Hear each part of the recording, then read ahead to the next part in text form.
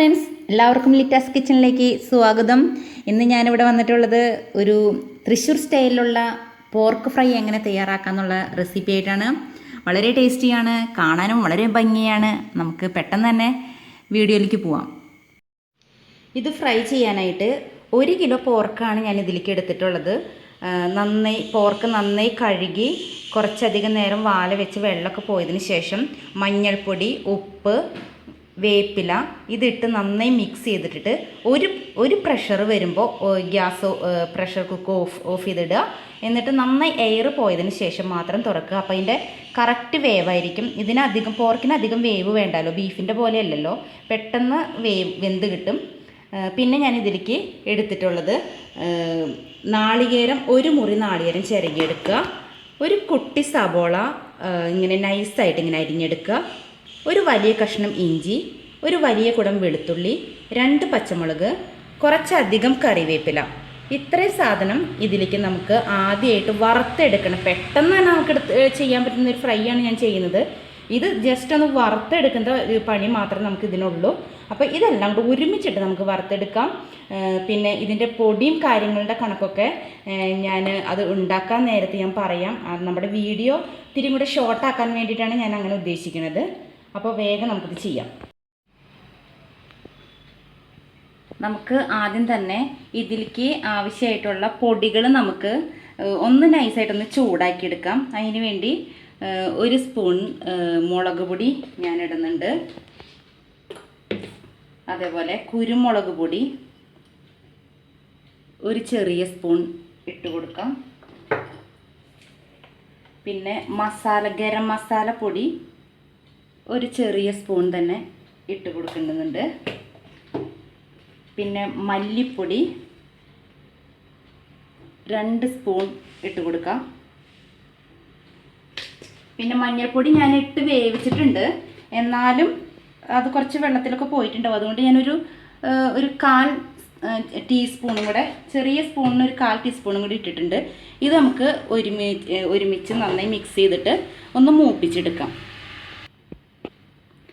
ഇത് മിക്സ് ചെയ്ത് നമുക്കൊന്ന് എണ്ണയൊന്നും ഒഴിക്കരുത്, നൈസായിട്ടൊന്ന് ചൂടാക്കി എടുക്കുക. അപ്പോൾ നമുക്ക് പെട്ടെന്ന് തന്നെ പരിപാടികൾ കഴിയും.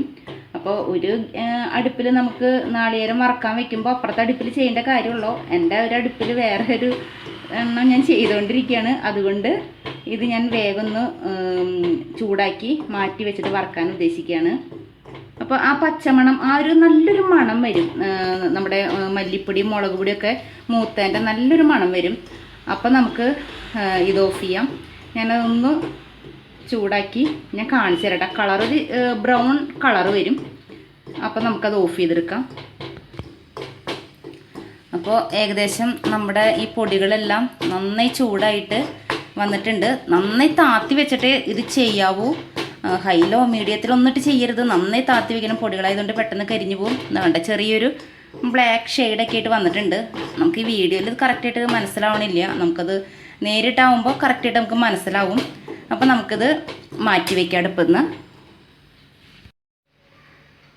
നമുക്ക് നാളികേരം വറക്കാനായിട്ട് ഒരു പാത്രം വെച്ച് കൊടുക്കുക. അതിനകത്തേക്ക് വെളിച്ചെണ്ണ ഒഴിച്ചു കൊടുക്കാം. അധികം വെളിച്ചെണ്ണ വേണ്ട, കുറച്ച് വെളിച്ചെണ്ണ മതി. കാരണം പോർക്കായതുകൊണ്ട് അതിൻ്റെ ആ നെയ്യൊക്കെ ഉണ്ടാവും നന്നായിട്ട്. അപ്പോൾ വല്ലാണ്ട് ആ എണ്ണമയം തെളിഞ്ഞ് നിൽക്കും. അപ്പോൾ നമുക്ക് അതിൻ്റെ ആവശ്യമില്ല. അപ്പോൾ ഞാനത് വെളിച്ചെണ്ണ ഒഴിച്ചു കൊടുക്കാം. അത് നന്നായി ഒന്ന് ചൂടാവുമ്പോൾ നമുക്ക് എല്ലാ സാധനവും ഇട്ട് കൊടുക്കാം കേട്ടോ.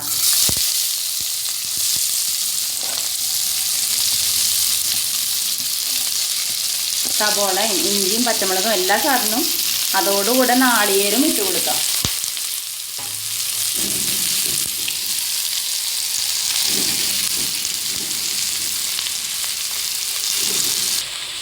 നമുക്കിതൊരു മീഡിയത്തിലിട്ടിട്ട് നന്നായി വറുത്തെടുക്കാം. ഇനിയിപ്പോൾ നമുക്ക് പോർക്ക് വേവിക്കുമ്പോൾ അതിൻ്റെ ആ നെയ്മയം ഇങ്ങനെ ഉരുകി വന്നിട്ടുണ്ടാവുമല്ലോ, അതും നമുക്ക് ഈ വറുത്തയിലേക്ക് വെളിച്ചെണ്ണയ്ക്ക് പകരം അതും ഒഴിച്ചു കൊടുക്കാം കേട്ടോ. ഞാനിന്ന് അത് പോർക്ക് വേവിച്ചപ്പോൾ എനിക്ക് കറക്റ്റ് ആ നെയ്മയം വെള്ളമൊക്കെ വറ്റിയാണ് വന്നത്. അതുകൊണ്ട് എനിക്ക് അത് ഒഴിക്കാൻ പറ്റിയില്ല. അതൊഴിച്ച് വറുത്താൽ നല്ല ടേസ്റ്റാണ് ഈ വെളിച്ചെണ്ണയ്ക്ക് പകരം. അപ്പോൾ ഞാൻ വെളിച്ചെണ്ണ ഒഴിച്ചു. അതില്ലെങ്കിൽ വെളിച്ചെണ്ണ യൂസ് ചെയ്യാൻ നോക്കണം. നമുക്കിത് നന്നായി ബ്രൗൺ കളറാവുന്നവരെ വറുത്തെടുക്കാം.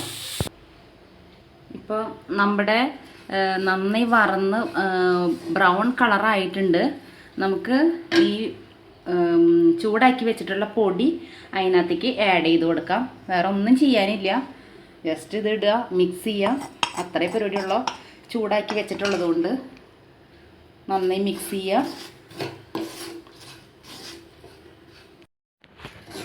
ഇത് നന്നായി മിക്സ് ചെയ്തതിന് ശേഷം നമുക്ക് ഫ്ലെയിം ഓഫ് ചെയ്യാം. എന്നിട്ട് ഇത് നന്നായി തണുത്തതിന് ശേഷം വെള്ളം ഒന്നും ഒഴിക്കാണ്ട് മിക്സിയുടെ ഒരു ജാറിലിട്ടിട്ട് നന്നായി പൊടിച്ചെടുത്ത് കൊണ്ടുവരാം.